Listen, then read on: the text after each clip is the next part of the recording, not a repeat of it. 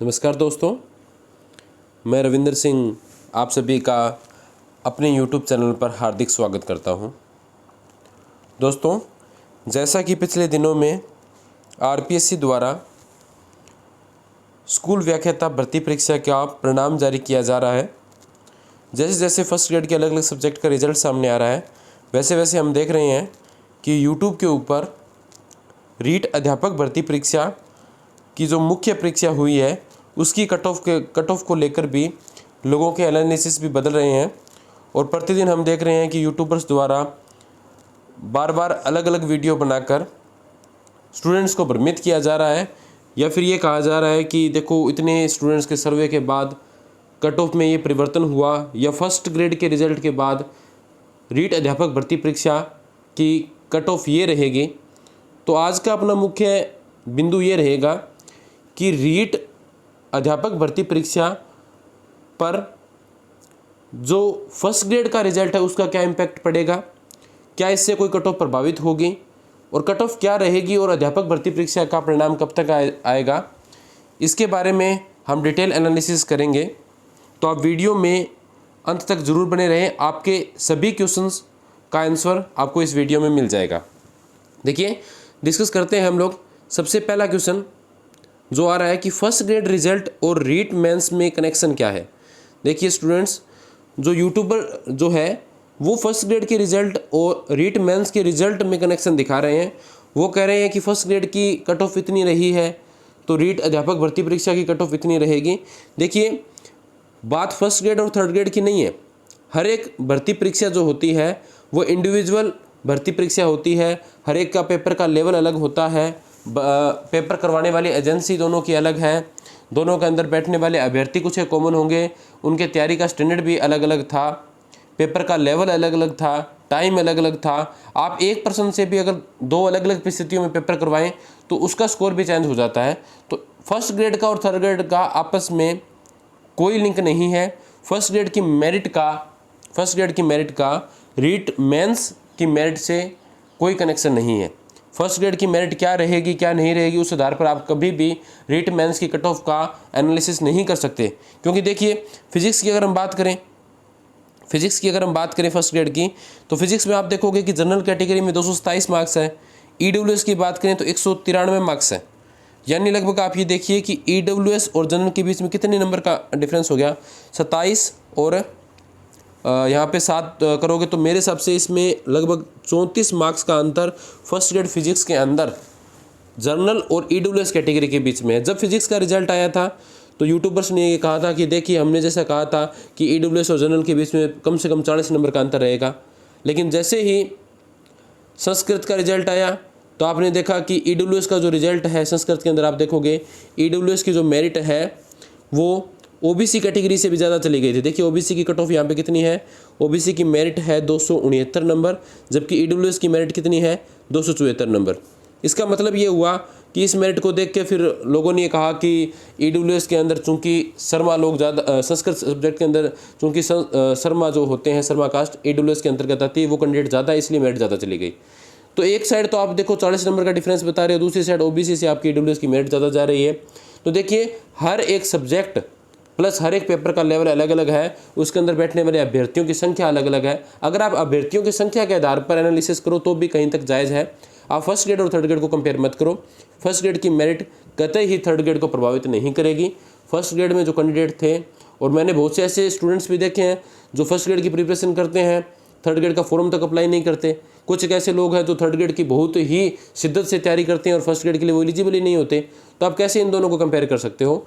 तो first grade की merit, जैसे अभी रिसेंटली इंग्लिश का रिजल्ट आया है, इंग्लिश की मेरिट जैसे देखी थी लोगों ने, तो जनरल के अंदर देखिए 322 नंबर 2 गुना की मेरिट है 450 में से। EWS की 305 नंबर मेरिट है, यहाँ पे सिर्फ 17 नंबर का डिफरेंस है। तो फर्स्ट ग्रेड का और थर्ड ग्रेड का कोई लिंक नहीं है। इंग्लिश की अगर बात करें कट ऑफ, तो इंग्लिश के अंदर लगभग 350 सीटें थी फर्स्ट ग्रेड के अंदर। हो सकता है तैयारी करने वाले कैंडिडेट्स ज़्यादा हो। अब कुछ लोग तो ये भी कह रहे हैं कि पेपर इसका लीक हुआ है। देखो, जब तक अपने पास कोई ऑथेंटिक प्रूफ है हम ऐसा नहीं कह सकते। जिन स्टूडेंट्स का सिलेक्शन हुआ है उन सभी को बधाई, और फर्स्ट ग्रेड और थर्ड ग्रेड को कंपेयर मत कीजिए। दूसरा क्वेश्चन अपना ये है, देखिए, क्या फर्स्ट ग्रेड की मेरिट प्रभावित करेगी ग्रेड थर्ड की मेरिट को। इसका जवाब मैंने साथ साथ ही आपको दे दिया है कि फर्स्ट ग्रेड और थर्ड ग्रेड जो वैकेंसी है वो अलग अलग भर्ती एजेंसी द्वारा करवाई जा रही है।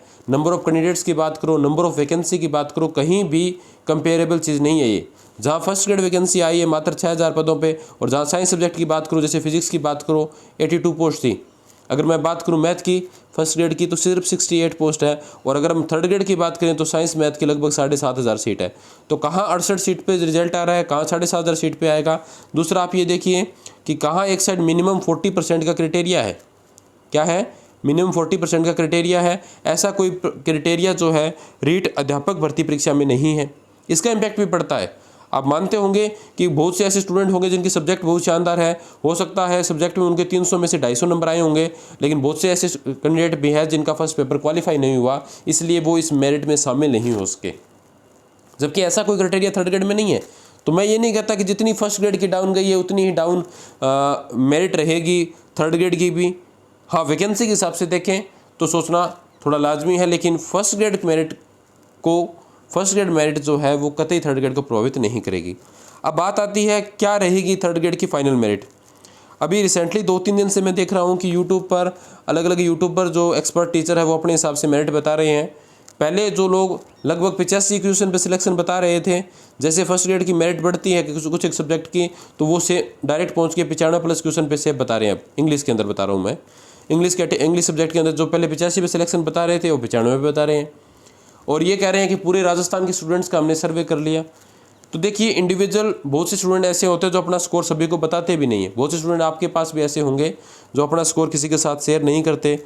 तो जब तक आप सभी स्टूडेंट्स का एनालिसिस नहीं कर सकते तब तक फाइनल आइडिया लगाना बहुत मुश्किल है। दूसरी चीज़, आप ये मानते होंगे कि पेपर आपने अपनी अपनी सब्जेक्ट का दिया है, चाहे वो अपने पास फर्स्ट लेवल का है, चाहे सेकंड लेवल की बात करूं, चाहे इंग्लिश की बात करूं, चाहे साइंस मैथ की बात करूं। साइंस मैथ की जैसे पर्टिकुलर अगर हम बात करें तो साइंस मैथ का पेपर आपने दिया है और पेपर का स्टैंडर्ड आपने चेक किया है। अब मान लो कोई एक्सपर्ट आपको यूट्यूब वीडियो में बता रहा है कि साइंस मैथ की कट ऑफ 105+ जाएगी, तो आप ये चेक कर रही हैं ना, आपने पेपर दिया, आप खुद एनालिसिस कीजिए क्या पेपर का लेवल ऐसा था कि इसकी मेरिट 105+ क्वेश्चन चली जाए। तो आप खुद सोच पाओगे कि अपने आसपास आप ऑब्जर्व करोगे तो ऐसा कोई स्टूडेंट नहीं मिल रहा आपको जिसका स्कोर इजीली 105 है। ठीक है, आप जैसे जो वैकेंसी लेवल 2 में रद्द हुई थी साइंस मैथ की, उसमें जैसे स्कोर आपका काफ़ी बच्चों का बहुत बढ़िया स्कोर था, 130 था, 135 था, लेकिन आप अपने आसपास जब पूछते थे तो आपको मिलता था कि अपने आसपास भी बहुत से कैंडिडेट ऐसे हैं जिनका स्कोर 140 है, 145 है। इस पर ऐसे कैंडिडेट आपको नहीं मिल रहे। तो उस आधार पे आप देखिए कि कट ऑफ कितनी जाएगी। दूसरी बात, जब आज से 5 या 10 दिन पहले जो एनालिसिस सभी एक्सपर्ट्स द्वारा, जो सीनियर टीचर्स द्वारा दिया गया था कि साइंस मैथ के अंदर अगर हम बात करें कि लगभग 92 से 93 क्वेश्चन के अंदर 92+ क्वेश्चन जो था वो जर्नल में सभी जो अपने पास सीनियर टीचर थे, एक्सपर्ट्स लोग थे जिनको एक्सपीरियंस है वैकेंसी का, वो साइंस मैथ के अंदर 92-93 क्वेश्चन सेफ मान रहे थे। तो क्या 5-4 दिन के अंदर रिजल्ट आने के बाद इतना इसमें अंतर आ गया कि 92 से 102 पे चले गए? तो आपने जो पेपर दिया है आप उसको दे चुके हो, उसके बाद आपने पेपर का एनालिसिस अपने लेवल के हिसाब से कर लिया। उसके बाद बार बार किसी यूट्यूबर्स के कहने पे आप खुद को डाउन फील मत करवाइए कि मेरिट इतनी चली जाएगी, इतनी चली जाएगी। कहने से मेरिट नहीं जाती है।